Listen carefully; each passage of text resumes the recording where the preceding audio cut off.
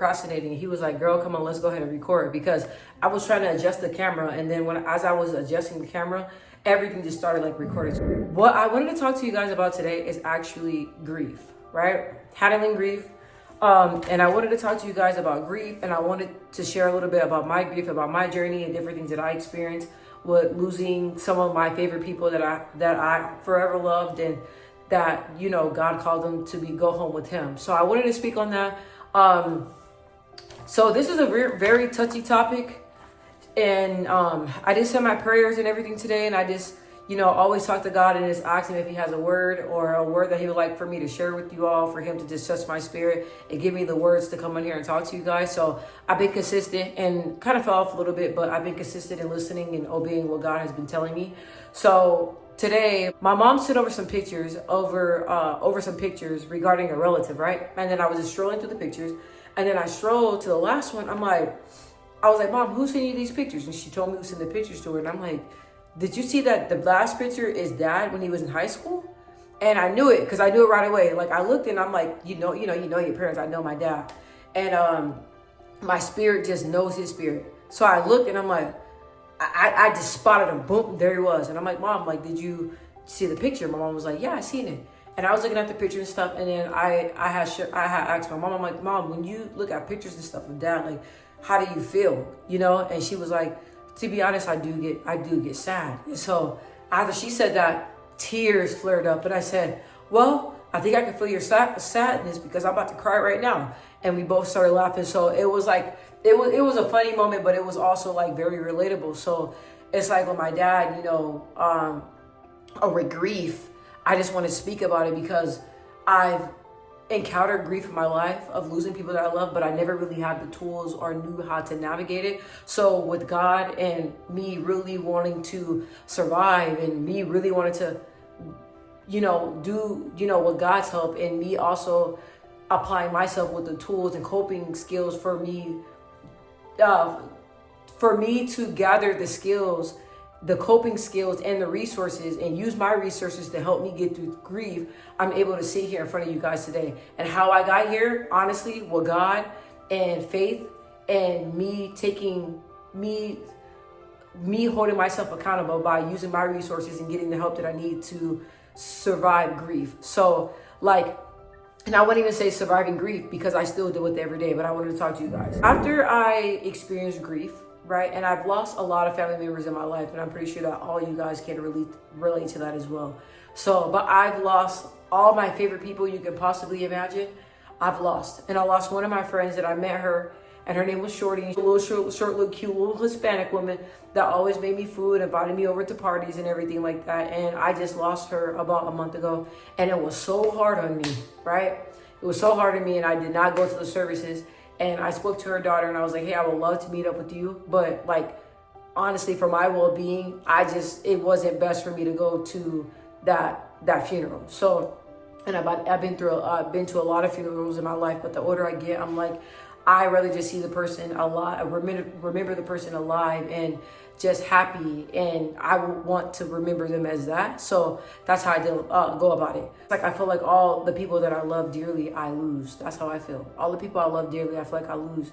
And I also feel like after experiencing grief and experiencing people that I love leaving this earth and going to be with the Lord, I felt like I was never going to be normal again. And I felt like I just, you know, like you notice your heart, and it was like chunks of pieces of my heart just missing.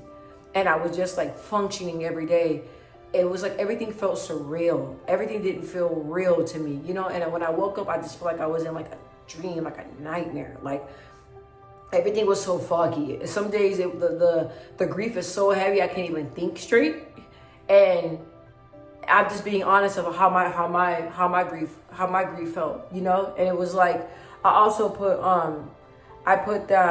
I read something, and this really touched my heart. Maybe this will touch somebody else's heart. It says, grief isn't sadness. It's 1,000 emotions all at once, or none at all. Now that is deep.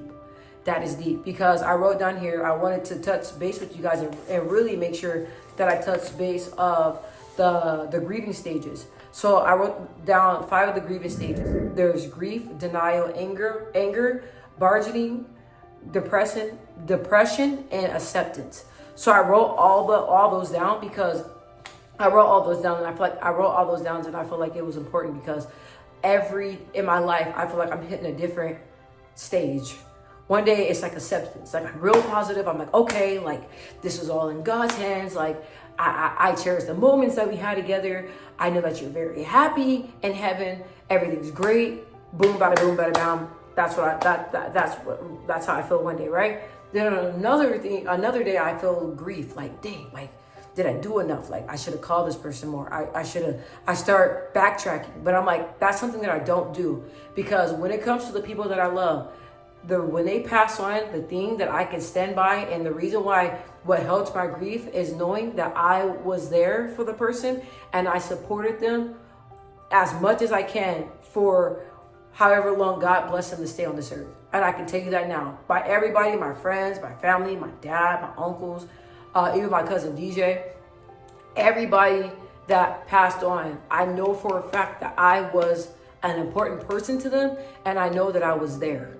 I know that I was there every step of the way, supporting them, talking to them, conversating when I thought about them. I listened to God. I reached out to them, spoke to them, seen about them, everything. And also, like, for example, for my uncle, for example, we were always laughing, and I was having him dancing and stuff like that. And we were always having a great time. And it's like, I know for a fact that, I've done all that I could for them, but it was time for them to transition over. So even my friend Shorty that died a month ago, I seen her at the hospital, and I brought her some watermelon because she wanted some watermelon, and I was talking to her. We're talking about boxing, we're talking about her family and everything, and her cooking and recipes and all that stuff. And that was a beautiful moment, and I was able to cherish that moment and know before she passed, I had a great conversation with her. So that helped me with my grief. I also feel like the ones that I love the most, I lose. And I said, I prayed to God about that. I said, God, I don't know what's going on, but I feel like the people that I love dearly are the ones that I've lost. But we all know that that's not true, because I have plenty of people here that I love, and they love me, and I have plenty of support. But I feel like, the people that I love dearest, I lose. And I don't know if anybody else can relate to that. But I was like, dang, man, why can't I take a break? Why am I always losing everybody? Not everybody, but not saying that that's factual, but that's how I felt. I'm like, my people that are my people, bro, that ride for me. I'm like, why do I have to bury them? Why do I have to bury them? Also, I want to let you guys know that you're going to have days where you feel numbness, frustrated, angry. You're going to have days where you just don't understand. You're going to have those days, but that's just normal. That's normal. It's gonna happen. And if I sit here and tell you guys that like I don't go through those days, then I'm lying to you guys. If I sit here and tell you guys, oh, I have 1,000 good days, I'm lying to you guys. Because each day I'm dealing with grief. But now that I'm older, I have the tools to be able to handle it in a very positive way. But it took me a while to get here. When I was experiencing grief, the emotions, you guys, when you guys experience or lose somebody that you love, that's very hard to process. Most definitely if it's something that's tragic. For example, like I always share, my dad, the way he died, how he was shot and he was paralyzed. And then my uncle, I just spoke to my uncle the night before when I won sophomore homecoming queen. And then the very next early morning, he was healthy, he was fine. When I talked to him, healthy, fine, laughing, congratulating me, telling everybody in the neighborhood that I won, perfectly fine, healthy, fine. Then the very next morning, we got a call that he was deceased at my grandmother's house and shot multiple times. Now, how do you expect yourself to handle something so traumatic like that? Something so tragic like that? That's a lot to take in. That's a lot to process. That's a lot to break down. So many different questions are going through your mind. So many emotions are running through your little brain, your little spirit. So many. But that's why you have to utilize your tools. Drugs not going to help it. Alcohol not going to help it. being of sin, any other sin you could, the time that they're high, the numbness is a wonderful feeling.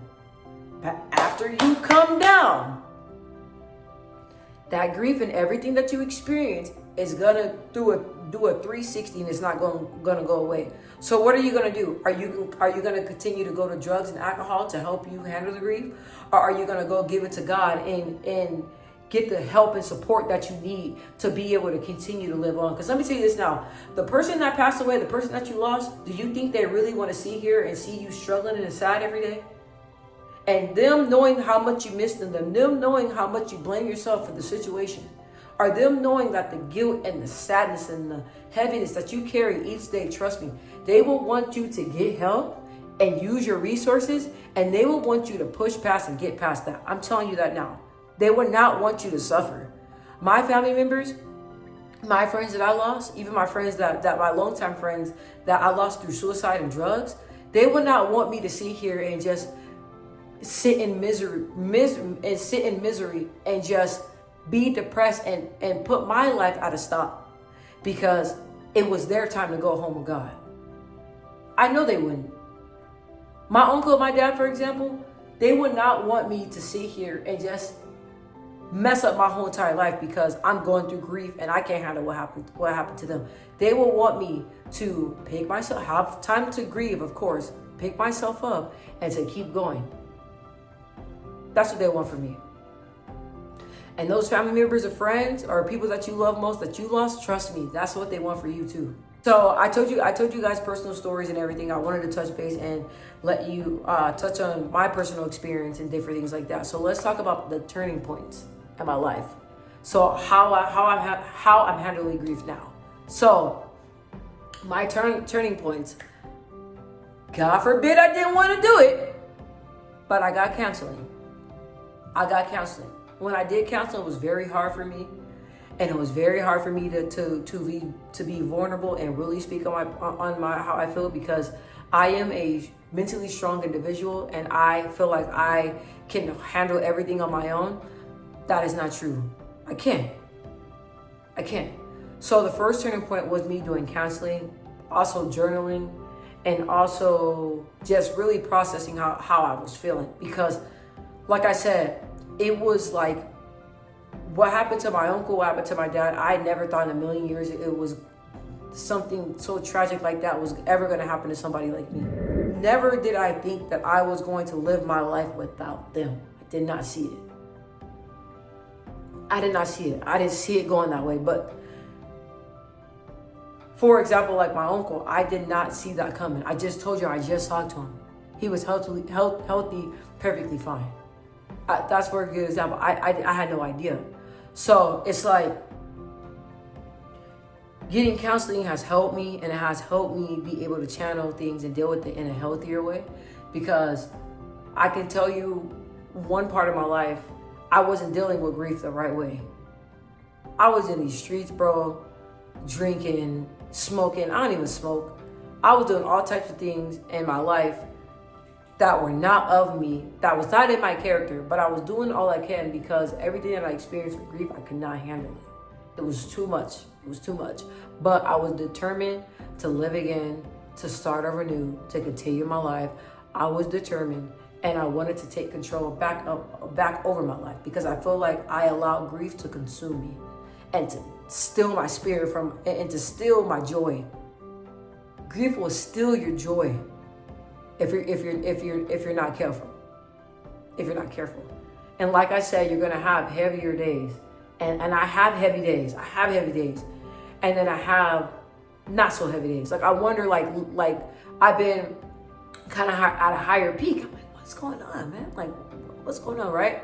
It's my uncle's birthday next month, at the beginning of the month of September. So it's like I had to sit down, figure out whose birthday is it? Whose death anniversary? What's going on? Why am I starting to feel this type of way? Why am I starting to feel a little bit heavier? What's going on? When I sat down and looked at my calendar, I see that my uncle's birthday is coming up. And I see that my one of my great friends, Reagan, that was shot, his birthday is not his birthday, but his death anniversary and my uncle's birthday it's all in September, at the beginning of September. So like I said, like me, but that's spiritual growth though. That's me using my coping skills, learning how to sit down, analyze, think, and figure out what's going on with me. And then after I figure out what's going on with me, figure out how what I'm gonna do. You know what I mean? Like, okay, so this is coming up. Like, so let's start journaling. Let's start thinking or writing out how we felt about the situation. Let's start writing out our feelings. Let's start hitting the gym a little bit more. Like, just recognizing and realizing how you're feeling. Because listen, even though you want to block out grief, your body's gonna forever feel it. The way I felt when I lost the people that I love, my body reminds me each year. Like, I lost my dad around Christmas time, December 9th. And I blocked out that date, but my body knew. I'm like, what the heck is going on? I'm shaking, about to cry and all that stuff. Yeah, you shaking about to cry because your dad's death anniversary is coming up. And I can go back to that moment of when my dad passed, how cold it was, what it smelled like, the wind, how I felt in that moment. It's like every time that date comes, it takes me back and I replay the whole entire scenario. But I haven't done that in a while because I'm like, girl, you can't do that. For example, when my uncle died, me realizing how I felt when I got out that car, and me realizing how I felt when I seen him coming out the house with a body bag, and knowing that it was him. Like, different things like that, I put it in perspective, and I don't just replay it like that. Like, I know that there were somebody I was watching yesterday that lost a family member, and he was saying that how he replays, what happened every day, and he could see the image. Now, that's real. That's real. Also, I want to let you guys know that there's most definitely hope. There's hope. There's hope. And the reason why I know there's hope, because there's hope for me. I don't look like what I went through. People tell me all the time, girl, people tell me all the time, like, when you tell me your story, the way you show up and the way you are, I would never even think that you went through the things that you went through. There's God. I had my seasons. I had my cringy, embarrassing seasons. I had that. But I got past it. Does it hurt still? Most definitely. It's a lot. But me recognizing that it's a lot, and it's okay for me to say if it's a lot. Or if I'm having an off day and I'm missing, somebody, it's okay for me to say that. I feel like with me being so strong, people expect me to be so strong all the time. Not knowing that I know that I come off like I'm a superhuman, but in low key I am, but I'm a human. I feel like you do. I grieve like you do. I'm happy like you are. I'm sad like you are. I'm human. But I'm honest enough to come on here and share my experiences with you guys. I'm honest enough to talk about it. And I'm at a stage where I was like, God, why are you pushing so hard for me to get my life together? Let me sit, let me just be miserable. Sound crazy. But I was like, God, why are you pushing? What you need me for? What's up? Like, what's up? Like, I'm trying to, feel sorry for myself, and you're not allowing me to. Like, you keep telling me, pick up the Bible, keep praying, go to church, go to the pastor, get prayer, go to your grandmother, have her put blessed oil on you, go to this counseling class, go to this, go to that, go to a grieving counselor. You're telling me to do all this stuff for what? Right? But I listened to God and I did it. And I'm grateful and thankful that I did it, because now I am able to help and share my tools with somebody that's struggling. I am able to share my story with somebody that's going through or went through what I went through. You know how many young adults lose their family members to gun violence? I'm not the only one that lost my dad to gun violence, or my family members too, my uncle and other family members as well. I know I'm missing so many people, but I'm just trying to give you guys an example. But I'm not the only one to where my life has been affected by gun violence. Do you know how many people I have in my family? Are people I know that went through very things similar to me, and it's been years, and they say, hey, listen, like, I listened to a song and it had me down, or I listened to this and I got a little bit sad. So also me being able to relate to other people, that has been helpful as well. I have friends that lost a parent. I have a friend that lost both her parents. You know, and she's a doctor, she's thriving, she's doing everything. So you can be successful. There's hope. And I use my friend because there's hope. I use myself because there's hope. Look it, I'm up here looking cute, talking to y'all, looking beautiful, talking to y'all, and letting you guys know that there is most definitely hope. It's gonna hurt, but it's hope. And the last thing that I wanted to speak on and tell you guys is that there's no time for healing. There's no time for grieving. Don't put a time stop on it. I know I used to talk to people that were like, oh my gosh, like your dad's been gone for 5 years and like, shouldn't you kind of like be over it by now? Imagine that. Imagine saying something like that to a woman that just lost her child. Like, there's no time on healing. There's no time on getting over something. Most definitely when it's somebody that you truly love. There's no time. There's no time. So don't put a time stop on it. Take as long as you possibly can. But just know, just one step at a time. And that is what matters most. One step at a time. One step at a time. I love y'all.